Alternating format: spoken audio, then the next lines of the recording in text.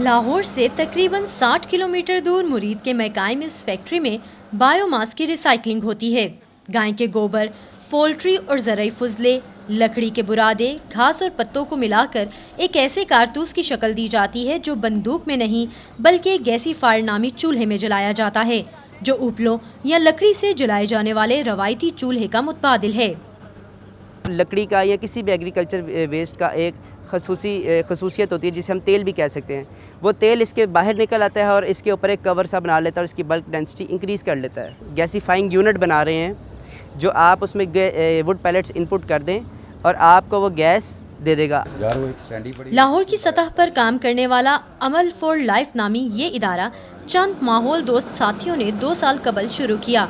मकसद था लाहौर और आसपास के इलाकों से ऐसा बायोमास इकट्ठा करना जो अगर खुली फिजा में अलहदा जलाया जाए तो इसका धुआं मुज़रे सेहत स्मोक का बाइस बनता है। अमल फॉर लाइफ अब इस मंसूबे को इन इलाकों तक फैलाना चाहता है जहां कुदरती गैस की सहूलत नहीं। बड़े एरिया से एक वेस्ट को कलेक्ट करके लाना, उसके ऊपर ट्रांसपोर्टेशन लेबर कॉस्ट ज़्यादा आ जाती है।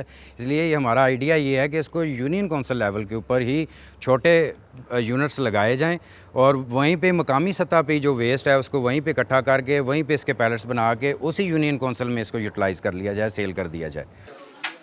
इसका इस्तेमाल देही इलाकों की ख्वातीन के लिए भी आसान बनाने की कोशिश की गई है। फ़ैन है वो हमें उसकी सेकेंडरी जो उसकी एयर है और प्राइमरी एयर को मिक्स करके हम चलाते हैं। उस फ़ैन को चलाने के लिए हमें थोड़ी सी एनर्जी चाहिए होती है। वो आप पावर बैंक से भी चला सकते हैं, किसी मोबाइल फ़ोन के किसी भी अडाप्टर से चला लें। आप आम मोबाइल फ़ोन जो आम हम इस्तेमाल करते हैं, सोलर की हम प्लेट्स भी साथ देंगे।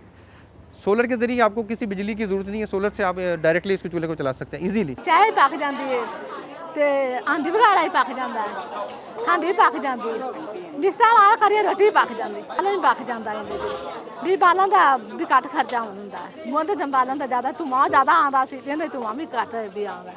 इसी प्लेटफॉर्म के जरिए लोगों में जीरो वेस्ट के मुतल्लिक शऊर उजागर किया जा रहा है, जिसमें मुख्तलिफ स्कूलों में बच्चों को गीले और खुश्क कचरे के लिए 2 अलग कूड़ादान इस्तेमाल करना सिखाया जा रहा है ताकि रिसाइकलिंग में मुश्किल ना हो।